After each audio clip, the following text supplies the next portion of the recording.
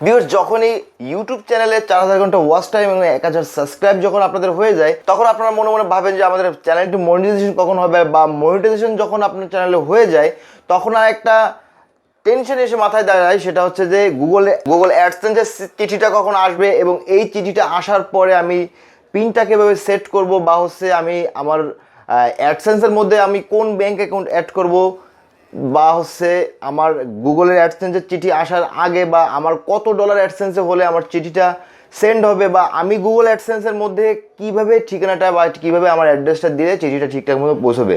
So এই বিষয় নিয়েই আজকের ভিডিও। সো হ্যালো ভিউয়ার্স, আমি বিধান, আপনারা দেখছেন তুলি স্টুডিও চ্যানেল। তো চলুন ভিডিওটি শুরু করি। শুরুতে বলে নিচ্ছি, আপনি আমার চ্যানেল নতুন হয়ে থাকেন please hit the subscribe button, যদি অলরেডি সাবস্ক্রাইব করে থাকেন থ্যাংক ইউ সো মাচ।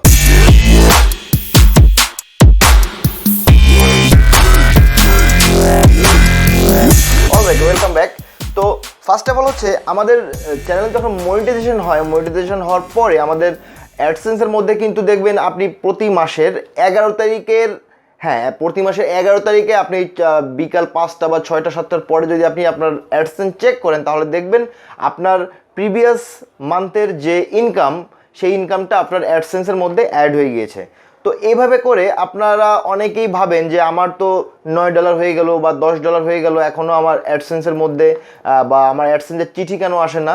তো এটা আসলে আমি আমার নিজের অ্যাডসেন্স থেকে আমি এই ধারণাটা নিয়েছি যে আমার যখন অ্যাডসেন্সের মধ্যে 9.88 মানে 9.88 এরকম একটি ডলার যখন আমার অ্যাডসেন্সের মধ্যে হয়েছিল, তো তখনও কিন্তু আমার তারা চিঠি সেন্ড করে নাই।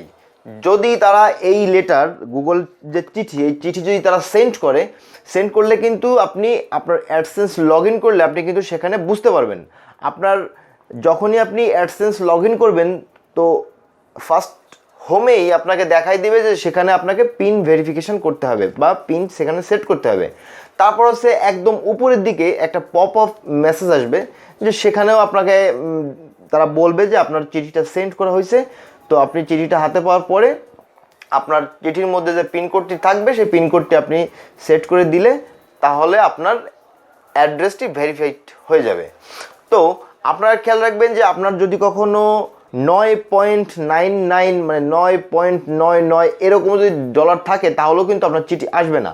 আপনি যখনই $10 আপ করবেন, $10 আপ করার পরপরই আপনার চিঠিটা 11 তারিখ, যদি আপনার 11 তারিখ বিকাল 5টা বা সন্ধ্যা 7টা 8টার মধ্যে ধরেন আপনার অ্যাডসেন্সে আপনার $10 আপ হয়েছে। আপ হওয়ার পরে আপনি দেখবেন সেখানে আপনার যে আগে আপনি পেমেন্ট মেথডে গেলে যে ওইখানে কিন্তু অ্যাডের অপশনটা থাকতো না, বা অ্যাডের যে অপশনটা, অ্যাড পেমেন্ট মেথড যে অপশনটা ছিল, সেই অপশনটা হচ্ছে আফসা ছিল, যার কারণে ওখানে আপনি কিন্তু ক্লিক করতে পারবেন না। কিন্তু আপনি 11 তারিখে যখনই আপনার $10 উপরে থাকবে, তখন আপনি কিন্তু সেখানে পেমেন্ট মেথড ব্যাঙ্ক অ্যাকাউন্ট কিন্তু অ্যাড করতে পারবেন, সেই অপশনটা থাকবে। ঠিক আছে, তারপরে আপনার তারপরের দিন 12 তারিখে বা 13 তারিখে আপনি দেখতে পারবেন যে আপনার সেখানে পিন সেট করতে হবে, এরকম একটি উইন্ডো বা এরকম একটি প্রোগ্রাম আপনাদের কিন্তু সেখানে অলরেডি আপনার হোমের মধ্যেই চলে আসবে। তো তারপরে দেখা যাচ্ছে অনেকের টেনশন থাকে বা অনেকের বুঝতে অসুবিধা হয় যে আসলে চিঠিটা কতদিন লাগে এই পর্যন্ত পৌঁছাতে। তো আমার এই রানিং বছরের অক্টোবরের হচ্ছে 11 তারিখে আমার $10 উপরে গেছে, ধরেন $18-19 মতো হয়েছিল। তো আমি তারপরে 11 তারিখ থেকে 12 তারিখে আমার পিন ভেরিফিকেশনের যে প্রোগ্রামটা, সেটা আমি দেখতে পেয়েছি যে এখানে পিন দিতে হবে। এবং সেই 12 তারিখ থেকে আমি নভেম্বরের হচ্ছে 4 তারিখে আমি আমার গুগল অ্যাডসেন্সের চিঠিটা হাতে পেয়েছি। তো তার মধ্যে আপনি মনে করেন যে কত 23 থেকে 24 দিনের মতো কিন্তু আমার এই চিঠিটা আমার হাতে এসে পৌঁছেছে। তো এখন অনেকের কিন্তু চিঠি আসে না, 2 মাস 3 মাস লেগে যায়, চিঠি আসে না। কিন্তু তখন তারা কি করে, 3বার আপনি যখন পিন রিসেন্টের অপশন আছে, আপনি দেখবেন আপনার যদি কখনো পিন আপনি যদি চিঠিটা না পান, তাহলে আপনি যেখানে পিনটি সেট করতে হয় তার ঠিক পাশেই একটি বাটন রয়েছে, সেখানে রিসেন্ট পিন আছে। তো এইভাবে রিসেন্ট করলে তারা চিঠি আবার পাঠায়। এরকমভাবে আপনি যদি 3বার চিঠি রিসেন্ট করলেন কিন্তু 3বারের বারও আপনার কিন্তু চিঠি হাতে পৌঁছে নেই, তখন আপনাকে ঠিক তার নিচে আরেকটি ফর্ম আসবে, সেই ফর্মটা আপনি ফিল আপ করতে হবে এবং আপনার যে ব্যাংকে অ্যাকাউন্ট আছে সেই ব্যাংকের অ্যাকাউন্ট বা সেই ব্যাংকের আপনি একটি স্টেটমেন্ট এনে সেটা স্ক্যান করে আপনি সেখানে আপলোড দিয়ে দিলে, সাবমিট করলে তারপর আপনার পিন ভেরিফিকেশনটা হয়ে যাবে। সো পিন সাধারণত এই পিনটা আসে না বা এই গুগলের এই লেটারটা আসে না যে সমস্ত কারণে, সে কারণটা হচ্ছে আপনারা ঠিকঠাক মতো আপনাদের যে অ্যাড্রেসটা, এই অ্যাড্রেসটা আপনারা দিতে পারেন না। এই অ্যাড্রেসটা দিতে না পারার কারণে হচ্ছে আপনার চিঠিটা ঠিকঠাক মতো আপনি পান না। তো সেজন্য আমি আপনাকে এখানে একটু দেখাই দিব যে আপনারা আসলে কীভাবে আমি আমার অ্যাড্রেসটা আমি কীভাবে লিখছিলাম, এটা আমি আপনাদেরকে স্ক্রিনশটে এখানে দেখাই দিব। আমি এটা স্ক্যান করে আপনাদের এখানে আমি দেখাই দিব, ডিসপ্লেতে আপনি দেখতে পারবেন যে কীভাবে আপনি অ্যাড্রেসটা লিখবেন বা আমি কীভাবে অ্যাড্রেসটা লিখছিলাম। তো এইভাবে যদি আপনারা লেখেন তাহলে কিন্তু আপনার চিঠিটা অবশ্যই আপনার হাতে পেয়ে যাবেন, এবং অবশ্যই আপনাকে আপনার যে এরিয়া, আপনার যে এলাকার যে পোস্ট অফিস, অবশ্যই সেই পোস্ট অফিসে আপনার সেই পোস্ট মাস্টারের সঙ্গে যোগাযোগ রাখতে হবে যে আমার এরকম একটি চিঠি আসবে, আপনারা একটু কাইন্ডলি আমাকে চিঠিটা দিবেন। একটু প্রতিনিয়ত আপনি তো বুঝতে পারবেন যখন আপনার অ্যাকাউন্টে $10 উপরে হয়ে যাবে তখন তো অটোমেটিকলি ইউটিউব থেকে আপনাকে চিঠি বা অ্যাডসেন্স থেকে আপনাকে চিঠিটা সেন্ড করে দেবে। সেন্ড করে দিলে আপনি তখন থেকেই পোস্ট অফিসে যোগাযোগ শুরু করবেন, তাহলে দেখবেন চিঠিটা পেতে আপনার পক্ষে সুবিধা হবে। এখন বিষয় হচ্ছে যে আমরা এই চিঠিটা যখনই পাই তখন তো আমরা পিন ভেরিফিকেশন করে ফেলি বা ব্যাঙ্ক অ্যাকাউন্টও অ্যাড করতে চাই। যখনই আমরা পিন ভেরিফিকেশন করি, পিন ভেরিফিকেশনে ব্যাঙ্ক অ্যাকাউন্ট অ্যাড করতে হয়, বা ব্যাঙ্ক অ্যাকাউন্ট আপনি ইচ্ছা করলে পরেও অ্যাড করতে পারেন, কিন্তু আমরা তখন একটা কনফিউশনে থাকি যে আমরা কোন ব্যাঙ্ক অ্যাকাউন্ট অ্যাড করব। তো এখানে আমি ব্যাঙ্ক অ্যাকাউন্ট অ্যাড করার কথা বললে আপনি এখানে যে কোনো ব্যাঙ্ক অ্যাড করতে পারেন। সরকারি যে ব্যাঙ্কগুলো আছে, ধরেন সোনালী ব্যাংক, অগ্রণী ব্যাংক, কৃষি ব্যাংক, জনতা ব্যাংক, রূপালী ব্যাংক, পূবালী ব্যাংক, এগুলো আপনি সব অ্যাড করতে পারবেন।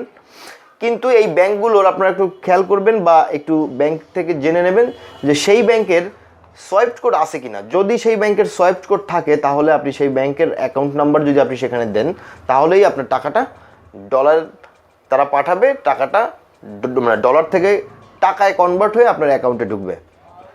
তো সেক্ষেত্রে যদি কারোর অন্যান্য ব্যাংকে যদি অ্যাকাউন্ট না থাকে, যদি তাদের রকেট অ্যাকাউন্ট থেকে থাকে বা হচ্ছে ডাচ বাংলা ব্যাংকের এজেন্ট ব্যাংকিং অ্যাকাউন্ট হোক বা ব্রাঞ্চের অ্যাকাউন্ট হোক না কেন, এগুলো যদি থেকে থাকে তাহলেও আপনি আপনার সেই সমস্ত অ্যাকাউন্টেও আপনি এই গুগল অ্যাডসেন্সের টাকা নিয়ে আসতে পারবেন।